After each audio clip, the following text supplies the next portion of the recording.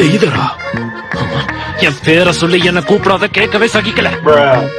தெய்தரா அண்ணா உயிரோட தான் இருக்கீங்களா? இல்லம்மா, செத்து போயிட்டேன்.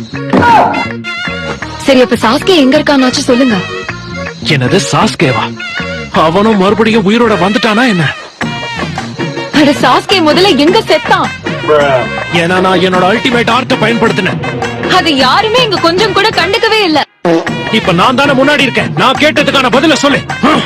எனக்கு இப்ப அவன் தான் முக்கியம். என்னெல்லாம் பார்த்தா உனக்கு ஒரு ஆளாவே தெரியல. கிடையாது. நீயும் போய் ஓய்விடு. என்ன விளையாடுறியா ககாஷி?